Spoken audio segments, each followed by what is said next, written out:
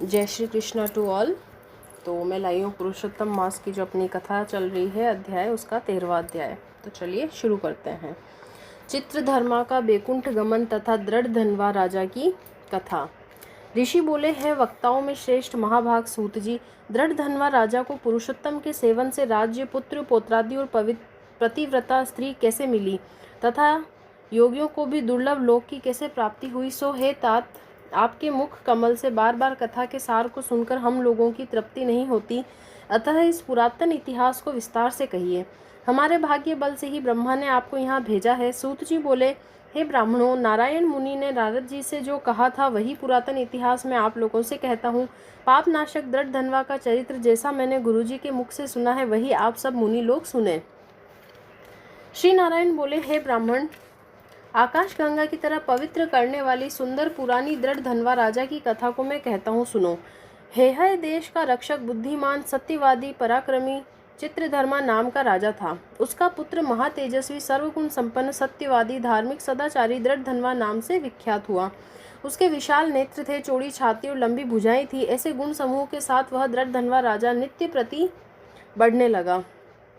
वह चतुर दृढ़धनवा एक बार के सुनने से ही अध्ययन कर लेता था, मानो पूर्व से ही वेद पढ़े हुए हों ऐसा प्रकट होता था।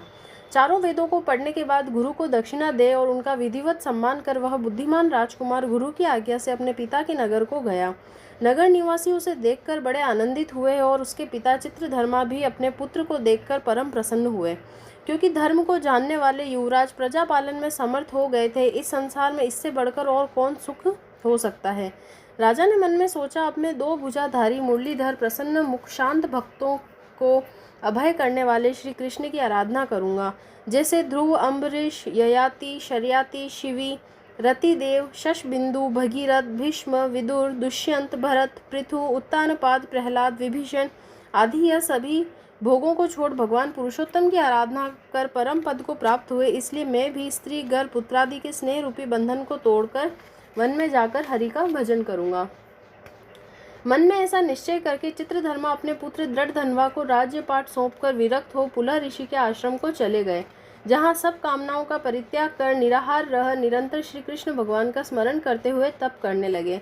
बहुत समय तक तप करके वे अंत में भगवान के परम धाम को चले गए। जब दृढ़धनवा ने अपने पिता की वैष्णव गति को सुना तो चित्त में उनके वियोग का दुख हुआ, परंतु परम धाम की प्राप्ति से उन्हें हर्ष भी हुआ। पश्चात विद्वानों के कथानुसार पिता का शास्त्र विधि अनुसार सब कर्म किया। नीति शास्त्र में निपुण पुण्यात्मा राजा दृढ़धनवा पुष्करावर्तक नामक नगर में राज्य करने लगा। विदर्भ देश के राजा भी अद्वितीय सुंदरी कन्या दृढ़धनवा की गुण सुंदरी नाम की सुशील स्त्री थी, जिससे सुंदर एवं चतुर 4 पुत्र और सुलक्षण चारुमती नाम की एक पुत्री उत्पन्न हुई।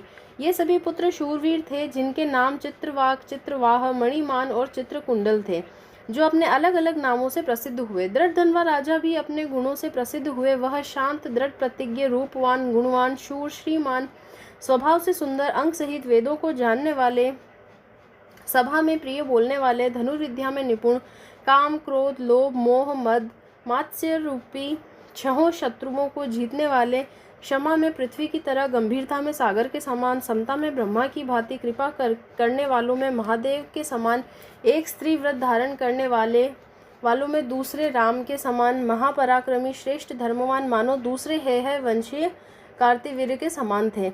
श्री नारायण बोले, एक दिन उस राजा को सोते समय रात्रि में चिंता हुई कि अहो, यह महान वैभव किस पुण्य के कारण हुआ।